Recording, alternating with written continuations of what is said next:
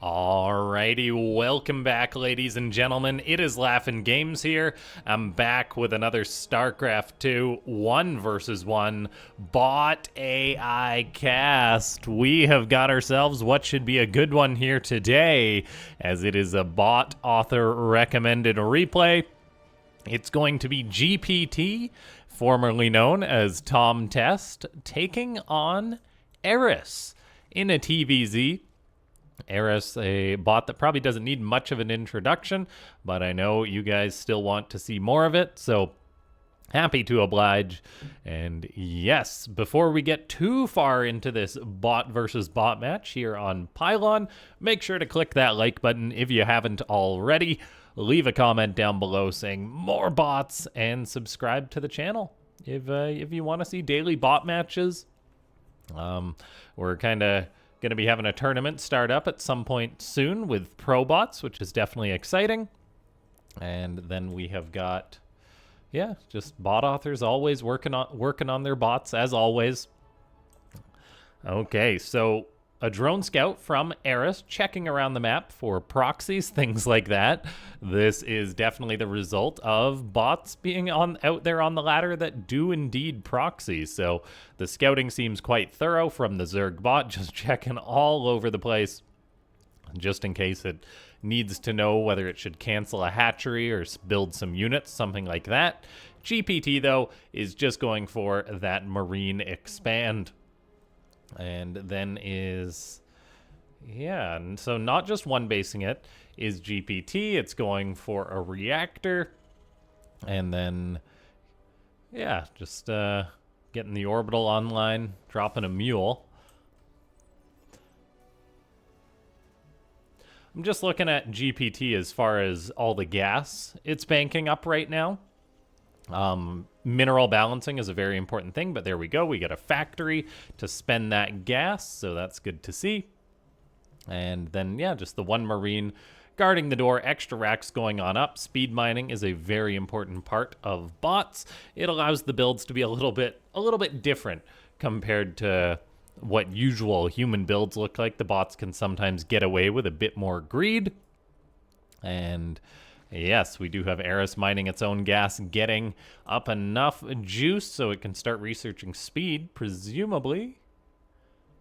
And there it is. The Zerg bot does notably pull out of the gas too, so just wanting to switch gears from getting that link speed to be able to go into as much mineral booming as possible. Very cool drone management here on Eris. We see the workers are sent to the closest patches. It's little things like that that allow Eris to just have probably the best macro and boom out of all the bots, as just the rate in which this bot can max out is phenomenal. We've got another drone building here. It's just little things like this. Let's see. It's probably just going to mine at the third if I had to guess. And then that drone pops out and it goes to mining here on this mineral patch. Another close one, but it's little things like that. Other bots might just be more systematic with how they get their workers mining, like saturate the main, saturate the natural prior, and that could lead to lost mining time by having the drones transfer bases. So just little things like that are the things you have to think about when you're programming your bot. Now, behind this, GPT is going for its 2-base Terran play. I had the pleasure of casting one of its replays on the weekend during one of the live streams, and it looked very powerful, just how much stuff it was able to build up. It seems like the Zerg really needed infestors to deal with that. And then we do have GPT securing up yet another refinery. I'm kind of blown away by how much gas it needs, but it is spending it so far, I guess, for medivacs, for potential combat shield soon, and then, yeah, maybe even eBays so it can get 1-1, that kind of thing. GPT is very much a timing attack-based bot. It doesn't just try and take a third or a fourth base. It kind of just builds up a massive amount of units and then goes for a big shove. We saw from GPT there, it pulled the mule off the mineral line because it would have expired and died with minerals in its hand. So we'll see if this guy gets pulled off too. Little things like this are always interesting. Human players do this one as well, as you don't want to just be throwing minerals into the air and have them vanish when the mule dies. And this one, okay, completes the trip, and then you are done, buddy. Get on out of there. Funny little quirk of StarCraft 2 that's how the timing works out on mules. Someone at Blizzard didn't set the timer on them to be like, hey, how many trips is this thing gonna do? In fact, they probably gave it a little bit of grace. If I had to imagine, maybe they did math it out. Blizzard did a phenomenal job programming this game. They might have gone, okay, we'll give them an extra couple of seconds. But unfortunately, the consequence of that is to have mules disappear when the mule dies. Now, we have got Stimpak here on the way for GPT. It's getting Marauders, a Raven very notably, as it will be competing against a lot of Roaches from Eris. There's no Tunneling Claws yet from the Zerg. Presumably, that will be on the way at some point. That's a necessity for Zerg bots, as Burrow Micro is incredibly powerful when you can individually control every single Roach. GPT, though, spending its money getting up more production. So it is good to see that the Terran bot isn't having the same bug that it had in the previous match I cast. There was a bug in which I don't think GPT got up enough production or something like that, and so it did have a mineral bank. I don't think we're going to be having that in this game, and it's very important not to bank minerals in StarCraft 2, as you want to spend your money, right? What good is having a bunch of minerals in the bank when you're being killed by a larger army than yours? So GPT just adding on lots of extra racks here. Nice to see. Marines are chasing down this Overseer, and they will kill it. Speed was not available for that Overseer, so it was painfully slow. Meanwhile, Eris, poking at the front of GPT, runs into some tanks and loses 12 lings. So first blood getting drawn. And now Eris is taking a 5th base as well.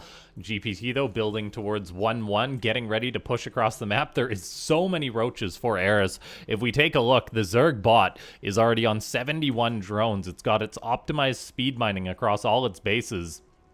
And then it's just, yeah, in a very good economic position. So time is going to be against GPT. It wants to move across the map and get some critical damage done, but I'm concerned. I mean, there's 42 Roaches here. This is ridiculous. Eris is it is maxed out now.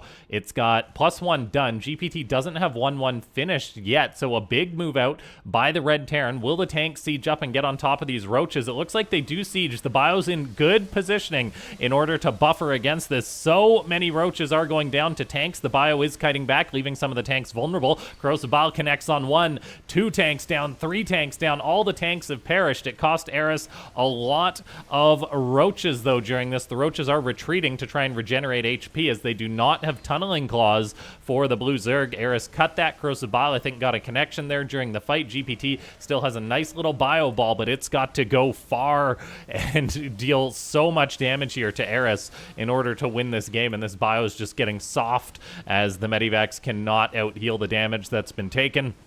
Raven is on deck, still revealing these burrowed units, but GPT's first attack fails, and that is a little concerning because the second attack usually isn't as strong, but here we go. It's already crossed the map. Not too far to go here on Pylon, getting towards the third of Eris. 2 more tanks sieging up. Eris is going to dive on top of this as quickly as possible. More and more Roaches are being produced. Look at that production tab, 10 Roaches at a time. So GPT goes for the move out. The tanks are killing off lots of Zerg, but Eris simply has more than the Terran. These tanks really are doing a good job killing these Roaches. They're trying to retreat so they can go back and regenerate, but that does not happen. Still, GPT's attack falls short, unfortunately, as the Blue Zerg is just so difficult to break, and this timing, I think, is unfortunately a little bit too late. This 2-base timing attack against Eris, we saw Eris was literally maxed out as GPT hit, so that's not ideal. It might have even been better if GPT had waited till it itself was maxed out, because then it would at least have had 200 supply against 200 supply, whereas before that initial fight, it did not, and now things are getting quite concerning. Eris is investing into more drones, getting out infestors, so its supply isn't back at 200 yet. However, it's on 82 drones, getting up yet another base. GPT is already mining out the main. SCVs are just sitting there idle. I would love to see GPT long-distance mine with these SCVs, because the game's pretty much over when when GPT stops mining, so you may as well try and long-distance mine a bit to extend it. Now, GPT is moving out. Eris does have an Infestor in a mighty vulnerable position. There is 2 tanks, once again, a Raven to reveal these units, and the Terran does get sieged up as Eris's army was out of position, I guess, just trying to defend the further out bases, but there's a huge fungal on the Terran's army. GPT takes a lot of damage. It's still doing okay against these roaches. We do get a scan to reveal the roaches, but I'm worried if there's going to be another fungal, this bio will just melt. The Zerg might actually lose a base here, but there's another fungal. GPT's army is going to melt. And unfortunately, it will not break Eris. The red Zerg, or the blue Zerg, pardon me, is too strong and pretty immune to these sort of mid-game attacks for the most part. It's the best bot when it comes to that. GPT going to make a stand, but even if it holds on here, it is a dead bot because it's not designed to have that later game macro. And there's nothing wrong with that.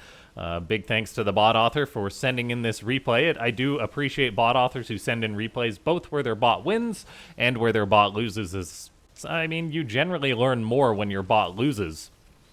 As far as like refinements for GPT goes, I mean, the micro is definitely very good as the bio kites back. I think it's just the way Starcraft 2 is, the way Eris works, that you either got to hit earlier or hit later and play more macro. If you're specifically hoping to beat Eris, GPT, yeah, like, it would be interesting. Like, what if it did just wait till it hit 200 supply and then went for it?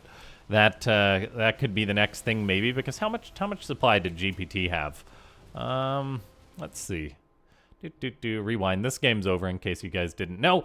Like, comment, subscribe, all that good stuff. If we can get a like for every, I don't know, dead roach in this game, that would be amazing. But yeah, I'm curious. How much supply did GPT have when it moved out? By the time it got across the map, Eris was maxed out. GPT, going. Okay, so it moves out at about 130 supply. Eris is 175 by the time GPT gets across the map. And then there is, yeah, just a maxed out Zerg. Look at that. Eris fires up some drones actually during that. But yeah, maybe GPT would have had more success if it waited another minute or two till it hit the 200 supply. I think that would be something worth exploring for the bot author, because if your bot does have very good micro and very good tank control, I'll say, there is always a chance you can kill your opponent, even if they're maxed out too, because tanks are phenomenal.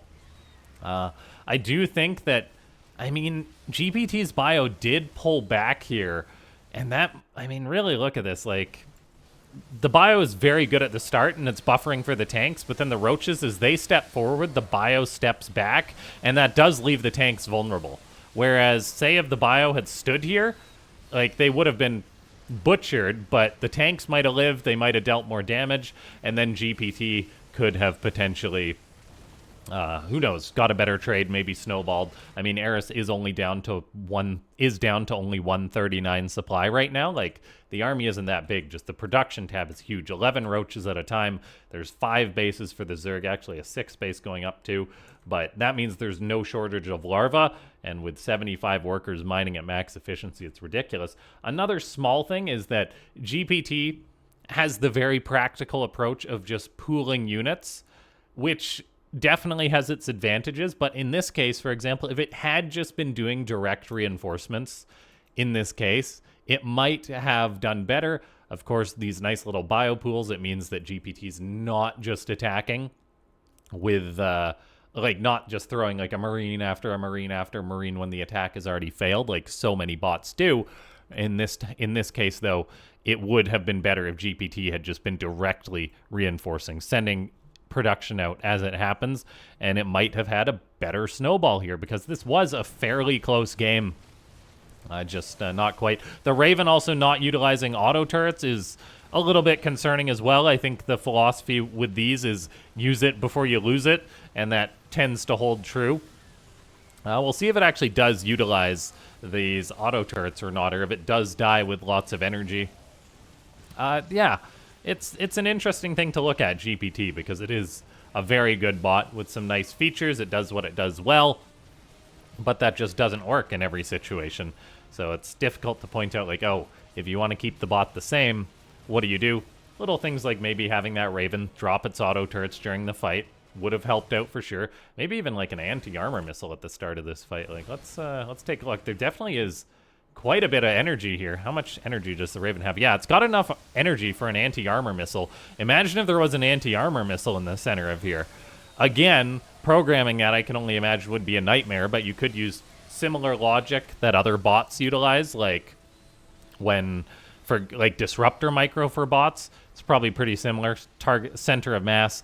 The beautiful thing of anti-armor missiles is that they are incredibly quick to deploy. So, and if you're using bio, anti-armor missiles may be the way to go. But that's the thing. Little improvements might have big impacts. And yes, ladies and gentlemen, if you enjoyed this one, I already did my outro, all that good stuff. But let me know what you guys think of these more detailed breakdowns of bot games. I find them very interesting because there's always something else that can be done. There's always a reason a bot loses. It's also about practicality, right? Like, you can't just say, hey, make a better bot that wins more. It's like, well, how do you do that, you know? So, yeah, little decisions, things like that. For example, like, this might be another thing. Like, does GPT honestly need to try and get 2-2? Because it's a 2-basing Terran that's already mining out. Maybe the bot author just implemented this with thoughts of taking like a 3rd or a 4th base later on, but production was, like, GPT was out of money for a moment there, and maybe this money could be spent better. Like, does it really need +1? The big fight's already happened. I'm pretty sure before these upgrades are done, the second fight, oh, this is the second fight, pardon me, has happened, so it's might be better. Like, simpler can sometimes be better. Yeah, to really beat this game to death.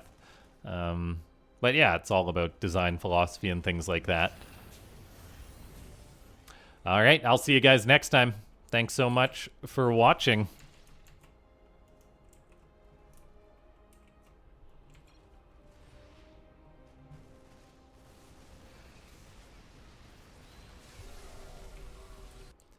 Okay, so the armor upgrades actually had... they just finished a little bit late for that big fight. But GG.